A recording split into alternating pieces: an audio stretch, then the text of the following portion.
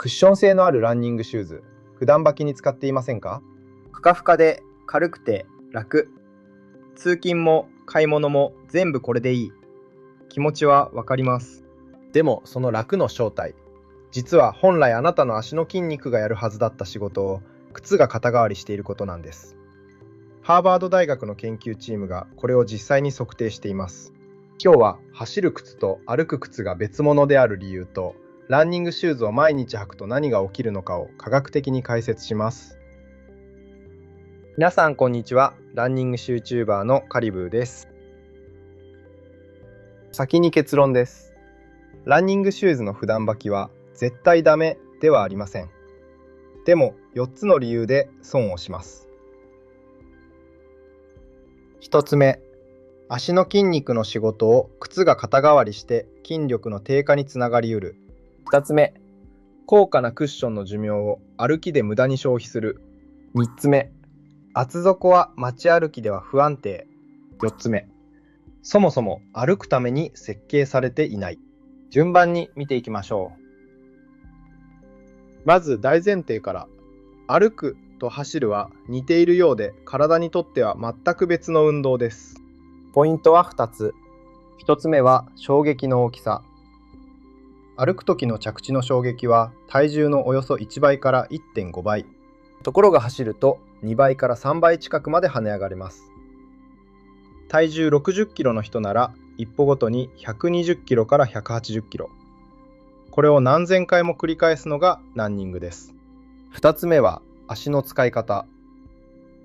歩くときは必ずどちらかの足が地面についています。かかとからついて振り子のように体重がゆっくり前へ移動して、最後は親指で地面を押して離れる滑らかな運動です。一方、走るときは両足が宙に浮く瞬間がある。だから着地がドンと強くなるんです。つまりランニングシューズは体重の2倍、3倍の衝撃に耐えるための靴。歩くための靴に必要なのは振り子の滑らかな体重移動を支えること。求められている仕事がそもそも違うんです。ここからは実物で見ていきましょう。こちらが普段履きの定番スニーカー、そしてランニングシューズです。まず真横から。スニーカーのソールは薄めでフラット、地面に近くて安定します。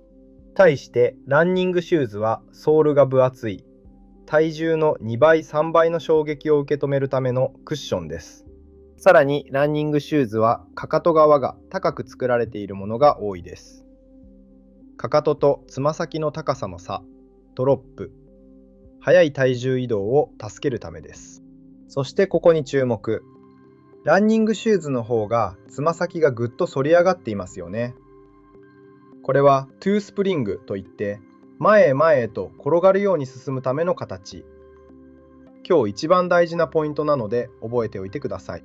ソールの裏側も見てみます。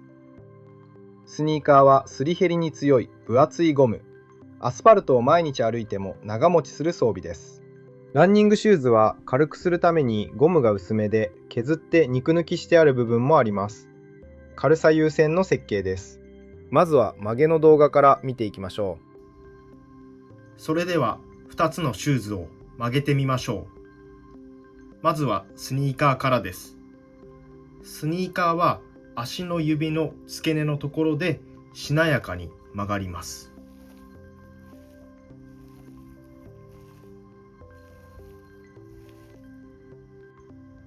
一方、ランニングシューズのノバブラスト6は中足部あたりで曲がります。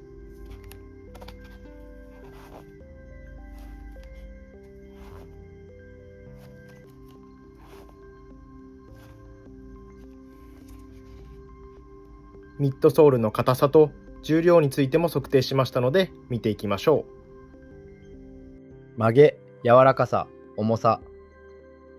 結果をまとめます。スニーカーは足の指の付け根でしなやかに曲がる。フォームはしっかりめ。重さは 314g。ランニングシューズは中央付近で曲がります。足が着地から離れるまでの大きい動きに耐える必要があるからです。フォームは指が沈む柔らかさ。そして重さは 223g。ソールが分厚いのに 90g 以上軽いんです。この軽さは薄いメッシュ素材でも稼いでいます。通気は最高ですが、普段使いの擦れや引っ掛けには弱い素材です。それでは本題です。普段履きが損な理由。1つ目。今日一番大事な話です。さっき見たつま先の反り上がり。ハーバード大学のリーバーマン教授のチームは、この反り上がりの角度を変えられる特別なサンダルを作りました。そしていろんな角度で歩いてもらって足の筋肉の働きを測ったんです。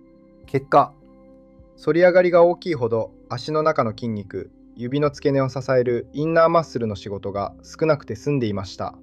靴が勝手に転がって前に進ませてくれる。だから足の筋肉はサボれる。楽の正体はこれだったんです。仕事が減るならいいことじゃないのと思いますよね。ここからが本題です。使わない筋肉は衰えます。実際にクッションやサポートのしっかりした靴を普段から履いている人は、薄い靴や裸足で生活している人に比べて足の中の筋肉が弱かった。そういう比較研究があります。さらに決定的なのが逆方向の実験です。普段の靴を薄くてよく曲がるミニマルシューズに変えてもらっただけで、6ヶ月後、足の筋力が平均 57% 上がったという研究。別の実験では、ミニマルシューズで歩くだけで足の筋トレをしたグループと同じだけ筋力が伸びました。靴が仕事を返せば筋肉はちゃんと育つ。逆に言えば、普段履いている靴があなたの足の筋肉の使用量を決めているということです。ここで正直に言っておきます。厚底ランニングシューズを普段履きすると足が弱る。直接調べた研究はまだありません。ただ、靴が筋肉の仕事を減らすことは実測されている。そういう靴を常用している人は実際に足が弱い。靴を変えると筋力は戻る。この3つが揃っています。クッションも反り上がりも最大級の最近の厚底を毎日履くのは、足にとってかなりサボりやすい環境だと言えます。しかも足の中のインナーマッスルは土踏まずのアーチを支える筋肉でもあります。ここが弱ると扁平足気味になったり、足の裏の痛み、足底筋膜炎のようなトラブルとの関連も指摘されています。理由の2つ目はお金の話です。ランニングシューズのクッション材は消耗品です。古くからある有名な研究では、およそ800キロ走ると衝撃を吸収する力は最初の7割まで落ちていました。機械で繰り返し踏む試験だと6割を切るという結果もあります。最近のレース用シューズに使われる高反発フォームはもっとデリケートです。性能のピークは250キロから500キロほどという報告もあります。ここで大事なのは、この劣化が走った距離ではなく、踏んだ回数で進むことです。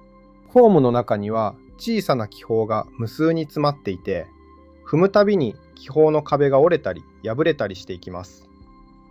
そしてこれは歩きでも起きます。通勤と買い物で1日8000歩。走っていなくても靴の寿命ゲージは確実に減っていきます。2万円のシューズの寿命をコンビニへの往復で消費して、日々の練習やレース当日、へたったクッションで走る。これがもったいないの正体です。理由の3つ目。厚底は街では不安定です。2024年の研究で、ソールが厚い靴ほど走行中の安定性が下がることが確認されています。厚底の靴に変えたランナーは、着地で足首が内側に倒れ込む動きが増えたという報告もあります。考えてみれば当然です。高くて柔らかい台の上に立っているのと同じ。土台が高いほどぐらつきやすい。ランニングは基本まっすぐ前に進むだけなので、これでも成立します。でも街は違います。段差、人混みでの急な方向転換、信号への駆け込み、電車の中で踏ん張る、横方向の動きだらけです。柔らかい厚底はこの横に弱い。足首をひねるリスクをわざわざ上げて歩いていることになるんです。理由の4つ目はシンプルです。ランニングシューズは歩くために設計されていません。高いかかと、強い反り上がり。これらは全部速く走るための答えであって、ゆっくり歩くための答えではないんです。柔らかすぎるクッションは長時間の立ち仕事だと沈み込みを筋肉でずっと支え続けることになってかえって疲れる場合もあります。だからこそウォーキングシューズというカテゴリーがちゃんと別に存在します。低めのかかと、指の付け根でしなやかに曲がるソール、すり減りに強いゴム、歩きの振り子運動に合わせた設計です。じゃあどうすればいいのか。答えはシンプルで分けるです。走る日はランニングシューズ。ちなみに2足以上をローテーションして使うと故障のリスクがおよそ4割下がったという研究もあります。普段はスニーカーかウォーキングシューズ。今日の話を踏まえて選ぶなら薄めでよく曲がってかかとが低めの靴。それだけで歩くたびに足の筋肉がちゃんと働いてくれます。そして一番おすすめの運用がこれです。走りで引退したランニングシューズを普段履きに降格させる。クッションがへたっていても歩きの衝撃は体重の 1.5 倍まで。歩く分にはまだ十分働けます。新しい靴はレースと練習に、へたった靴は街に。これで一足も無駄になりません。最後に一つだけ。膝や足に痛みがあってクッションの厚い靴の方が楽に歩けるという方もいます。その場合は無理に変える必要はありません。今日の話はあくまで元気な足がこれ以上サボらないようにという話です。まとめです。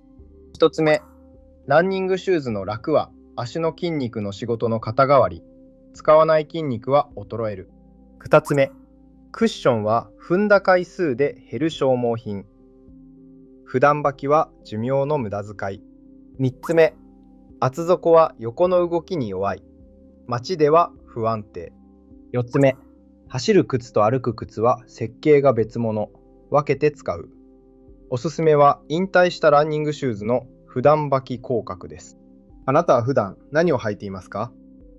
よかったらコメントで教えてください。このチャンネルではランニングシューズと科学的なトレーニングの話をしています。よかったらチャンネル登録お願いします。それでは皆さん、今日もナイスラン。